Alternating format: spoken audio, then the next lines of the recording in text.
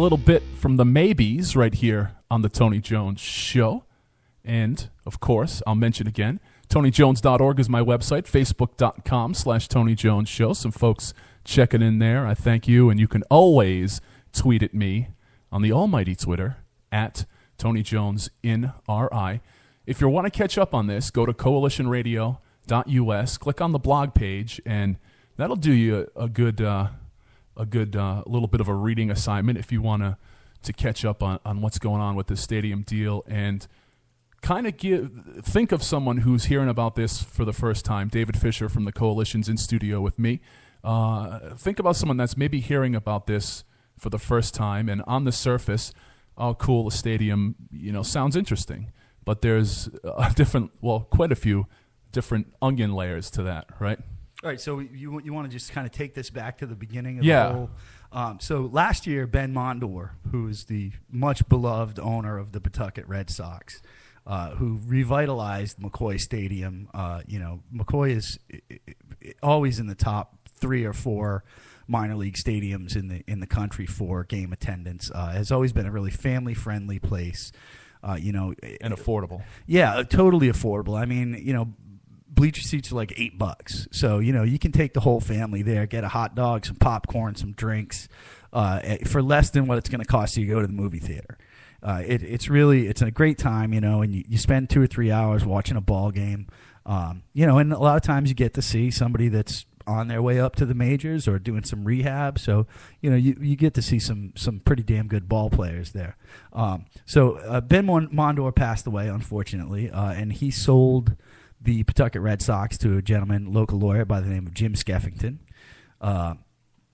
or Skeffy, as we've been calling him, and Larry Lucchino, who is the co-owner of the Boston Red Sox, and he and Mr. Skeffington are the managing partners of the ball club.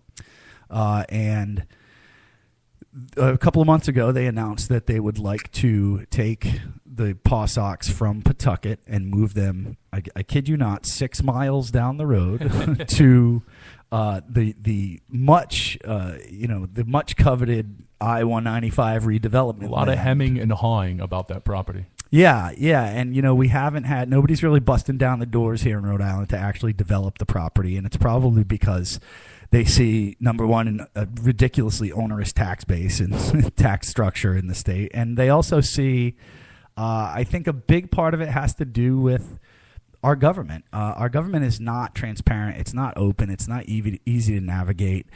There's a lot of redundancies that really don't need to be there, and we have, warranted or not, the reputation of a state where you got to know a guy to get something done. And I think that keeps a lot of people away from wanting to develop that land. So in come Mr. Skeffington and Lucchino, and they propose to move the ball club down to this prime parcel of land right on the Providence waterfront. And I have to say, the renderings that they gave of this stadium were absolutely beautiful. But they're proposing They were proposing that the state give them $120 million over the next 30 years, and they wanted to pay 0 taxes to the city of Providence on the land, and they wanted to basically buy the land for like $1, which of course post 38 Studios, and I don't want to get into 38 Studios in case people don't know about it, but this was a complete fiasco that cost the state $125 million. Curt Schilling's video game company. Again, baseball related. I don't know why we keep getting starstruck by baseball. Way too many fanboys. Yeah, right. Obviously the public, can I use the term batshit crazy? People went absolutely insane over this because they're just fed up with these kind of taxpayer giveaways for projects that are these pie in the sky products that never ever come to fruition, or they may come to fruition, but we find that the numbers at the end of the day aren't adding up to the rosy projections that were given to us by the elites that proposed them. So over the last week, Pat and I, my co-host over at the Coalition, Pat Ford, also known as the PO taxpayer. Thank you. Also known as the white guy. He got renamed last night, the white guy. Although Tony and I are just as Caucasian. We decided that we were going to ramp up the public, and we started a Facebook group, and we said, look, here's a script, here's the numbers, here's the people you need to call, and we tried to activate as many people as we could to call their representatives, call their senators, because if you're not going to get a vote at the ballot box, you have a vote on the phone. And believe it or not, folks, politicians do respond to public sentiment, because they need that campaign donation to run their campaign, but it's throwing good money after bad if they can't get reelected. And that's especially true for folks that need to be reelected every 2 years. Yeah, which we have everybody in our entire General Assembly is up for reelection for 2 years, even our senators. That's a different story. I'll digress on that at this point. So, we had a tremendous response to this. We got people calling the I-195 Commission. We got people calling their reps and senators, calling the Secretary of State's office, and just saying, no, we don't want this. The state is in a place that we cannot afford this, and we're tired of these projects being put on the taxpayers' backs here in the state, which is exactly what Mr. Lucchino and Skeffington proposed to do.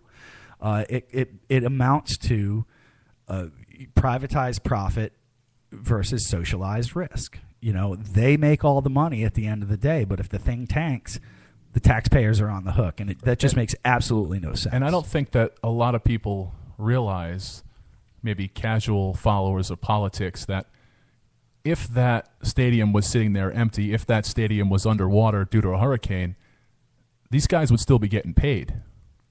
Right, because that would be our contractual obligation. Now, let's not forget that Mr. Skeffington is the man who brought the moral obligation bond to Rhode Island, which is what they used to finance the now defunct 38 Studios fiasco. These bonds are simply an end around on the voting public. Because what they do is, because there's technically no legal obligation in the bond. It's strictly a wink and a handshake, a gentleman's agreement. A gentleman's agreement. That because it's that type of agreement, it's something that you don't have to put out to the voters of the state. And these bonds were actually made illegal a number of years ago in New York State. I think back in the 1970s, they passed that law in New York State, making these types of bonds illegal, which means anytime the state wants to spend large sums of money on any project, it has to go in a referenda to the voters. And that's a republic if we can keep it. Unfortunately, there's a bigger issue, and I think we saw it in this last election, of people not really understanding the backside of the ballot. So sometimes, even if that is the situation, people are a little bit confused, especially then you have your local referendums on there. And I know quite a few people that didn't even bother. I knew quite a few arts people that wanted to vote for the big arts giveaway in this past election. And then after that, they really just had no idea what was going on with the backside of their ballot. Yeah, and even if you pay attention, one side tells you one thing, the other side tells you another, and honestly, the truth lies somewhere in the middle in most of these cases. The rosy projections on the economy side and the dire predictions on the opposition side, there's probably a middling area there. But again, we have a taste in our mouths in Rhode Island right now that the dire predictions of the opposition are generally the end result. So it's understandable that we'd be really wary to get into any of these state-funded projects. And it's another one of those situations where maybe if 38 Studios didn't happen, nobody would be paying attention, and this thing would have kind of slid right through. But it's another situation too. We talked about it a little bit last night. Dave and Pat and I broadcasted live from the Fat Squirrel. And we talked about the fact that in that room, supporting cannabis legalization was just people from all walks of life, strange bedfellows. And we're seeing it with this issue, too, where you have your progressives and your libertarians and your Republicans and even those few remaining moderates kind of all lining up together behind this issue. Now, there's plenty of other issues where they would happily slit each other's throats. But this is one of those situations where you have the political strange bedfellows. So we're going to play some more local music. Then we're going to come back, and as we wrap things up, we'll try to get a couple of people out there on Monday, and we'll get the specifics of what to do, when to show up, what's going to be going down.